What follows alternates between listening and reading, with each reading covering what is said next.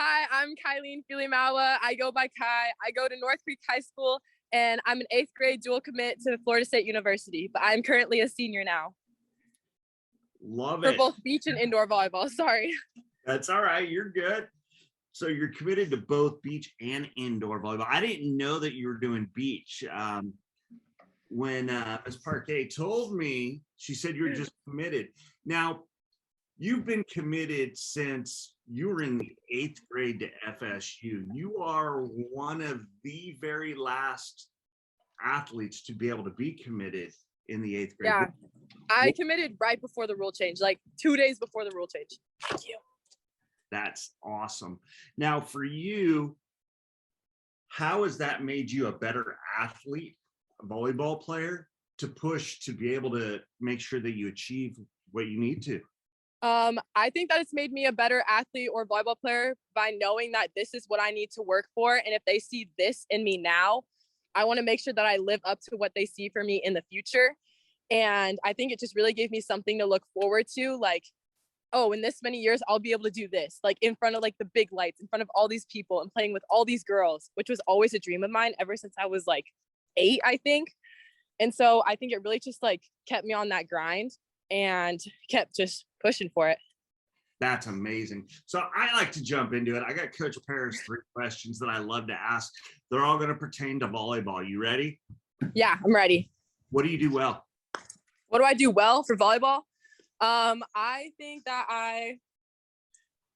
I'm a good team player. Like whether I'm on the bench injured or on the bench cheering or on the court frustrated, I think that I keep it together well and will be there for my team no matter what. That's something that I think that I personally do well and something that I want to make sure I keep doing well. That's awesome. What would you do differently? Something that I would do differently is making sure I feel my body better before big games or practices or long tournaments. I definitely would lack in that area because I still love pizza and hamburgers and all the good stuff. But I definitely think I could work on that because my body definitely do be feeling it when I don't feel it with the right stuff. Nice. Now the last one. This is the toughest one. You ready? Okay, I'm ready. What do you need work on? What do I need work on? I think that I need work on warming up correctly or like fully because like I'll think I'm warmed up, but really all I did was 2 stretches and called it good. I think I need work on being able to communicate better what I'm truly feeling, like with my coaches or my teammates. Because a lot of times I just am like, oh yeah, it's good, whatever, and just like won't say anything when I'm really, really frustrated. So I think I can work on that. I think that I can also work on nutrition. Yeah. No, that's okay. Yeah. That's amazing. I got one more. Okay. Because I'm gonna knuckleball in there. You ready? Yeah, I'm ready. How do you make the uncomfortable comfortable? Something that I've told myself, I think it helped because I've been playing for so long and like I've been forced to like grow up since I was little. Like my mom always made me talk to the coaches instead of her talking to them for me. I think it's just like this voice in my head that just is like, just do it, because I don't want to like look back on something and be like, wow, I really just missed out on that because I was too uncomfortable to do it. Because I remember doing that when I was younger. And even though it wasn't like that big of a deal, it's just always stuck with me. And so I never want to look back on something and be like, oh, because I was too scared to do it, I never did it. I love it. Yeah. That is just straight up gold right there. Oh, thanks. Yeah, how did that was a good question. Yeah. Thank you. I mean, was that first initiated from you, or was that your parents like, this is what I want you to develop, or was that something that you decided for yourself? If I want to get big, I got it. Okay. I think it was a little combination of both. I think it was definitely started from my mom because she'd always tell me, if you want to do it, go do it. And like, no one else is going to be there to do it for you. And then I tried working like really hard to like make sure I actually did it, because in the end, I wanted to be able to say like, I did it for me, or like, I got this because I worked hard for it, not because someone did it for me. And I don't know, like And also like her growing up, like I hear her stories and it was like, she got to where she was because of herself. And I've always looked up to her about that. And so I think that's why just like, I'm going to do it for me because she did it for herself. I like it. Did she play volleyball as well, or? She did play volleyball. She actually played a lot of sports growing up. And so having that was just kind of like, oh, well, if she's going to do it, then I'm going to do it too. Nice. I like it. So you got a really good influence and somebody that kind of was able to shape you and kind of mold you a little bit.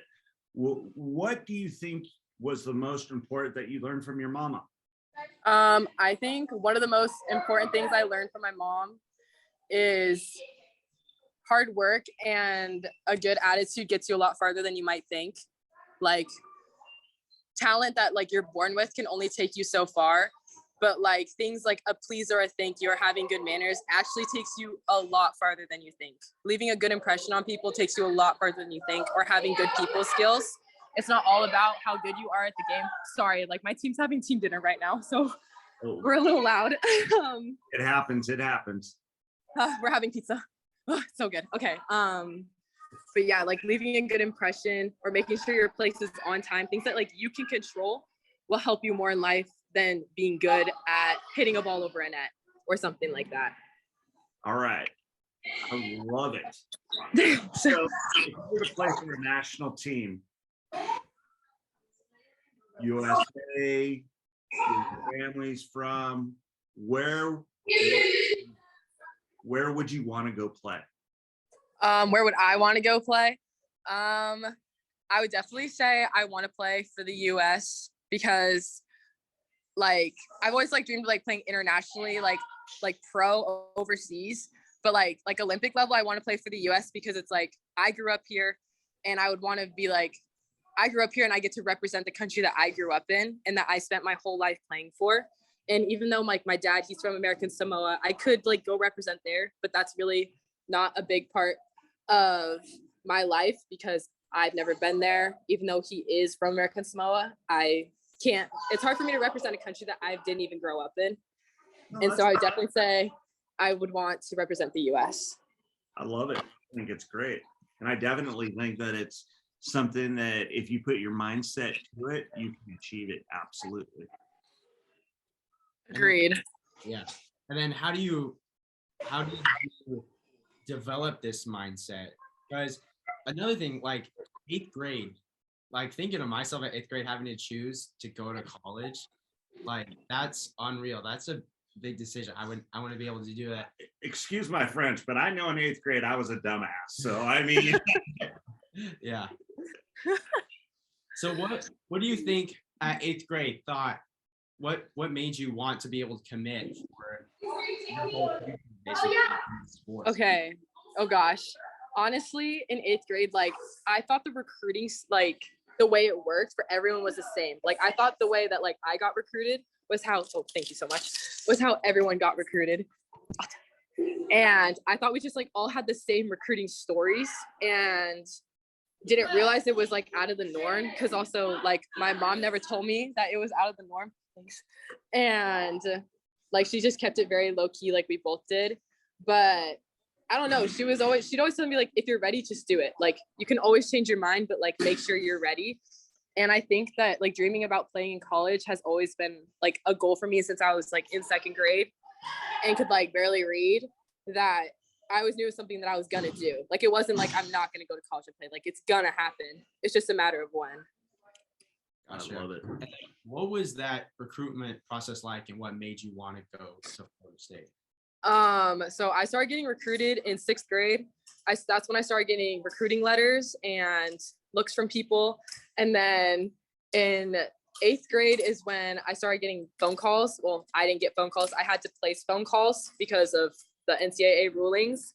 And I remember I'd be going home from school, not even home. I'd be going to practice from school and I'd be like on these phone calls with like UCLA or USC and Florida State. Like they're talking to like this 14-year-old kid about college. And I'm like thinking back now, like that's a little whack. But back then it was like, I was like, oh, okay, like this is normal. And I think that I think what made me decide Florida State though was the people. Honestly, I'm a big people person, and the athletics are also fantastic, but nothing like turns me off or on more than like how someone runs their program, like their personality wise. And I felt like FSU was really like true to like my personal values. Like I felt like they were connected really well. And I wanted to be able to like be proud of like whatever school I committed to and never like look back and be like, oh, I wish I went somewhere else. Gotcha. And you're committed for beach and indoor. Yeah. So obviously there's one difference. One rather than one's in the sand. But what is there like a certain skill or a different play style between each other? Obviously, there's 6 people on the court. There's 2 on the beach. But what was something that you developed to be able to master both sides of that sport? I would definitely think I'm far from mastering either, but I try really hard to. I would say mindset is a big difference other than like skills for beach. I would definitely say like you have to be smaller with the touches and you need to be more of an all-around player for beach because there's only 2 of you. And for mindset for beach, like there's only 2 of you. So like you can't rely on 6 other people or 5 other people to lift you up. Oh, thank you so much. Yep. And on beach, it's just you and your partner. So it's like you two just have to figure it out. And also for beach, there's not as much coaching as there is for indoor. Like coaches can just talk to you whenever. Where beach, like they can only talk to you on a side switch or a timeout. So it's like you have to figure it out. And it takes a lot more, like you control your own game, which I think is so crazy. It's lit. I love it. And for indoor, I would say tall. Being tall helps you a lot. And I think you would need more, while you need like agility for both of them, I just think you need like the quickness in the sand or the explosiveness in the sand, because let me tell you, it's 10 times harder to jump in the sand than it is on hard court. And hold on, time out. I have a hard time just jumping, period. Come on now. Sand. It's okay. We all do. Okay, good. It's not just me then. All right. No, I have trouble with it also. It's okay. Thank God. No. But yeah, I would definitely say also like just like the touches, like for beach you have to hold them longer. For indoor it's less like that. Like beach there's like you can cut it, which that probably doesn't make sense, but like it's like a lot of finesse, where indoor it's a lot of power. And so being able to like switch over between those gets difficult the older you get and the more like complicated the game gets. But yeah, I definitely say like mindset and like different touches are like the 2 biggest differences for beach and indoor. Between power and finesse, I mean, that's with everything that you do and in your training, and how some of us old guys are able to do things is by finessing it further down the road. So you're just learning it at a younger age and making yourself better at a younger age to make yourself even more influential when you get a couple years older. Yeah, shout out for my coaches for that. Heck yeah, nice. Hey, what are your coaches' names? If you want to give them a shout out, do it. Okay, so I've had too many to even count. Most influential then. Yeah. Oh gosh, most influential. Oh, okay. I'm not gonna lie, probably one of my most like influential coaches. I don't think she even ever like coached me, or like I wasn't even playing volleyball for some of my most influential coaches. Like I learned so much playing other sports that were able to translate over to volleyball that it's insane. So I don't think I could even name one most influential coach, because I feel like I've learned so much from a couple different people that have like all gone together that, yeah, I can't just pick one. You know what? That's absolutely fair, because sometimes, that is probably the toughest question that we have asked, because you take a little bit from this coach, a little bit from that coach. Oh, this coach had something good to say.